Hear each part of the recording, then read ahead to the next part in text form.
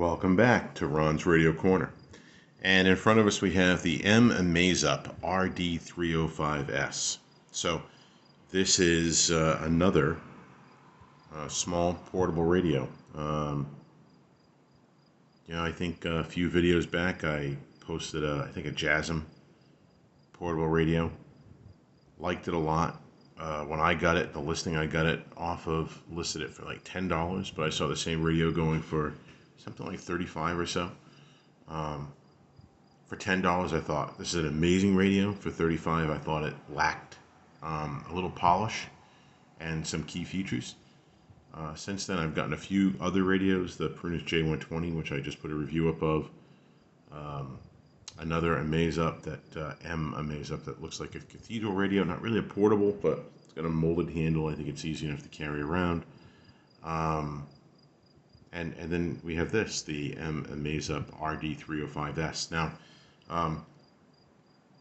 clearly, this has got a great look to it. Something that looks like, at least in my mind, something from the 70s or 80s. Either a miniaturized boombox or some of those classic, portable radios. That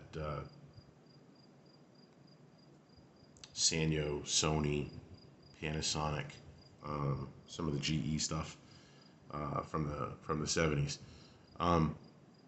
It's got a nice feature set. It does Bluetooth, it does USB, it does TF or micro SD cards. It's AM, FM, shortwave. It has TWS, the ability to pair this with another one of these if you had two, which I kind of regret not getting to when I could have. On the side here, I don't know how well you can see that, but on the side at the bottom you have the TF card slot, USB, USB charging. Here's a button for a light, and that's right over here on this side. It does have a light. It's interesting. That little rattle, I think, is going to have the antenna extended. There we go. There's the light. The switch on this radio, I mean the one I have in front of me, it's very finicky. I have a tough time getting that light to stay on. I imagine it's this one and not all of them. It's got a nice long antenna, which it needs. I would say the antenna on this, I don't know, 18 inches, 20 inches. I don't have a ruler, but yeah, it's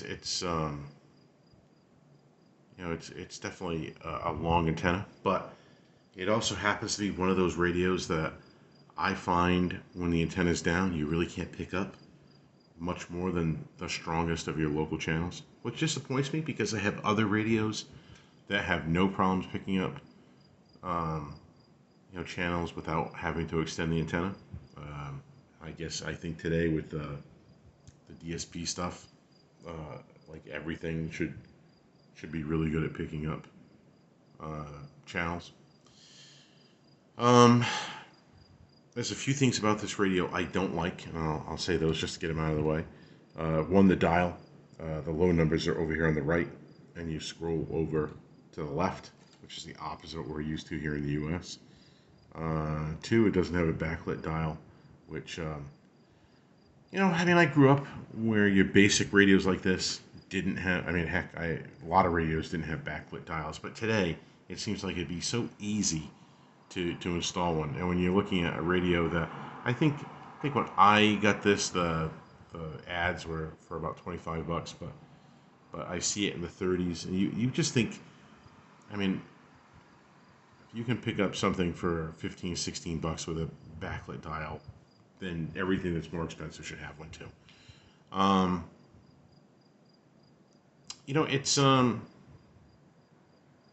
It's got a really good sound. Not obviously it's not a Bose. It's not going to give you room, concert-like sound. It's not an audiophile sort of radio, but it's got a really nice sound to it, I think.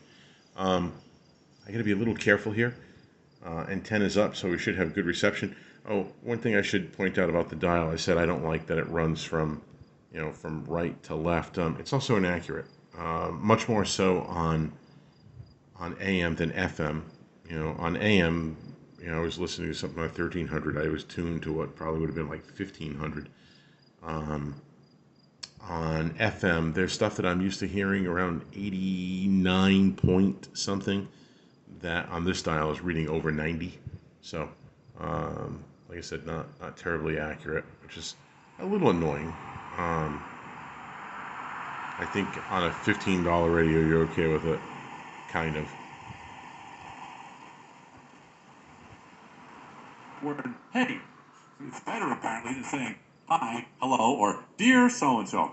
This comes from a study done by Boomerang Management. They combed through more than 300,000 publicly available emails, So, pulled out the most commonly I'd say the used volume's opening about words, and halfway, studied the response rates. The result. which just sounds kind of Turns out low that and simply pleasing to using me. the I don't know how informal it sounds to opening, you. hey, elicited more response.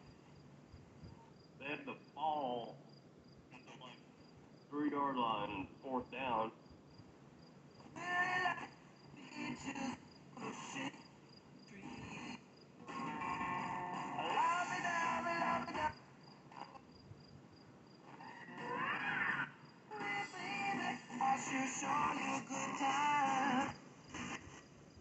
Couldn't quite pull that in to be clear.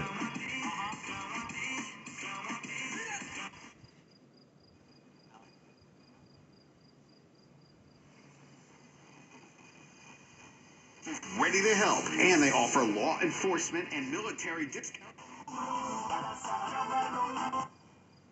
Reminder for yourself to do this. It could be anything.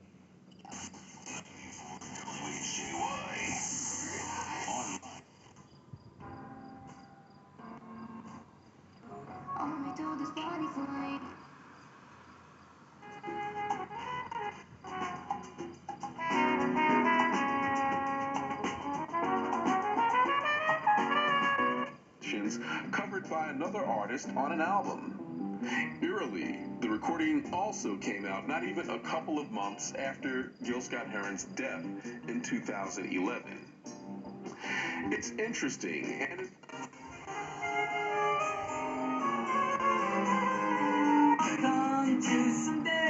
Come true someday. I'm not going to try to. I mean, I think on FM with the antenna up, it does a good job. AM is kind of hit and miss, in my opinion. I'm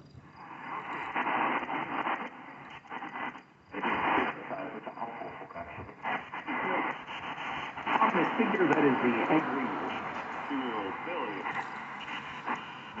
And one So I'm on track this. that dial is definitely off.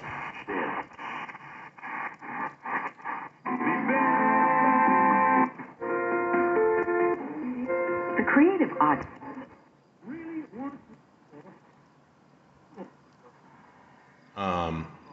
What I will say though is, I wish the dial was accurate, but it's a really nice tuning knob. Nice big size, easy to use. I haven't really tried shortwave much, to be honest. Where I'm at, I never seem to find too much on shortwave.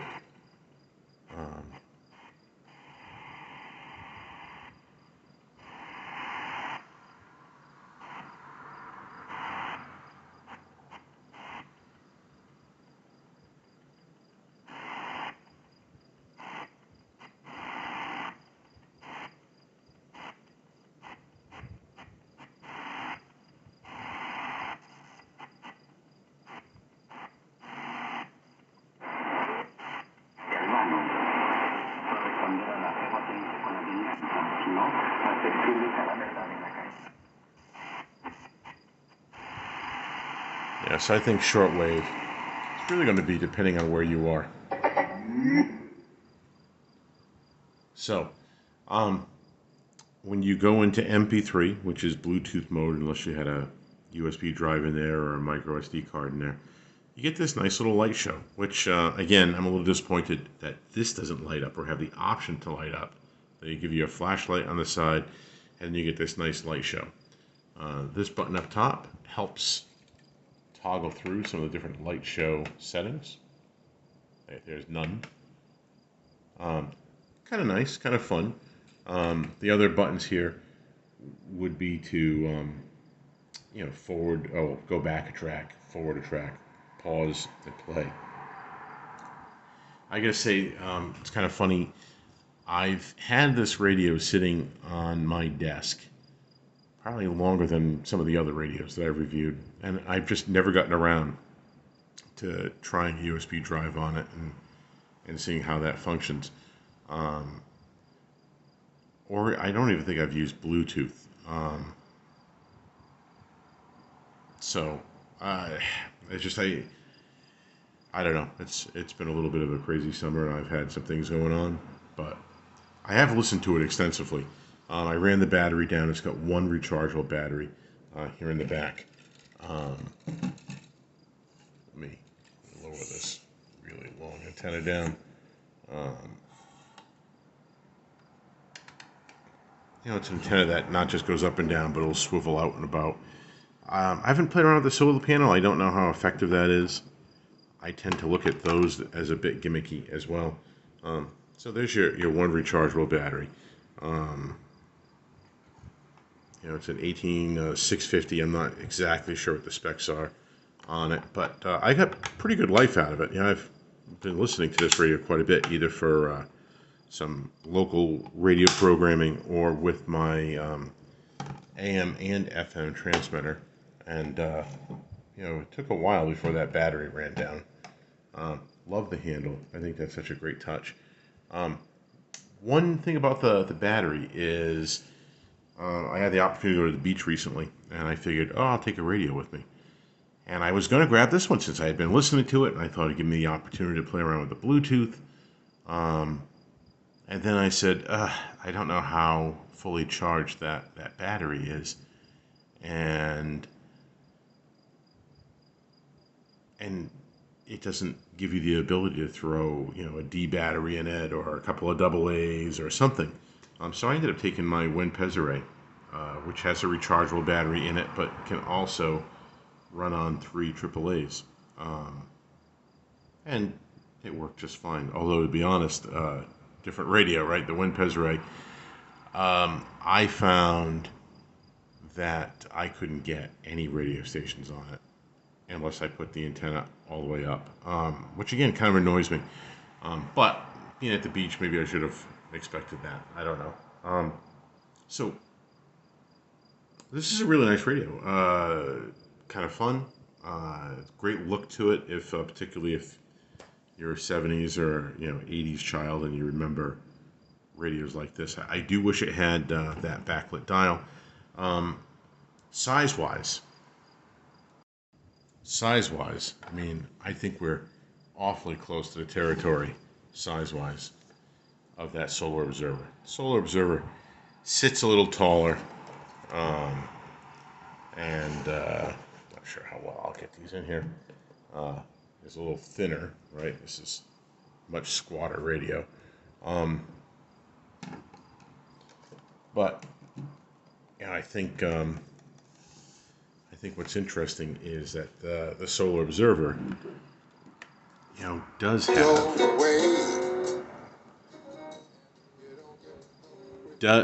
have that lit back dial, at least optionally.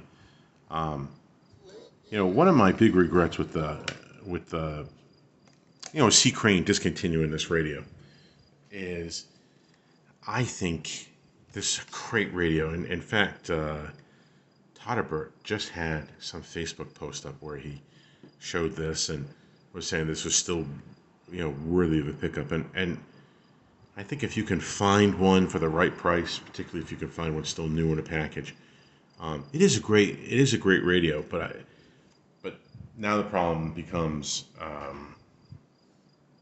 if you're going to spend too much for it, and anytime. You're going to find people who are going to think these things, particularly if they're still new in the box, are worth a fortune. And the minute you get up around $100, you might as well just buy, the new radio. I can't think of what the new one's called, Solar something. But but the new radio is digital and everything else. But I think, boy, I wish C Crane would have come out with like the Solar Observer 2. Added a tuning light on this, which, by the way, the M-Amazup does not have a tuning light. Wish it did. Added a tuning light to this. Added Bluetooth. I don't particularly think shortwave is a make or break, but for an emergency radio, which of course this is, weather band is sort of essential. But similar size, maybe similar sounds. This probably gets a bit louder. This does have a really nice sound to it. It's a fun radio. I think if you need a radio for your desk, or maybe you wanted a small radio for a dorm room, or maybe to have out in the garage, or just one to kind of bring out when you're lounging in the backyard by the launcher, this would do the job. And I wish the dial was more accurate. I hate that it's oriented opposite, but I think most people are going to use a radio like this, particularly with Bluetooth. So, I would say if you can get it for 25 or less. I mean, I haven't seen it for less, but if you can get it for 25 or less, it's definitely a radio I would consider. I don't think I've yet defined the perfect radio in that 25, let's say $20 to $40 price range. That's sort of a small portable radio, but this is a fun one, and and I've enjoyed using it. So it's the M-Amazup RD-305S. If you're looking for something that can do Bluetooth, the TWS that can handle USB, if you're into using that, or micro SD cards, here you go. And if you're looking for something that's really kind of capturing that 70s, 80s style radio,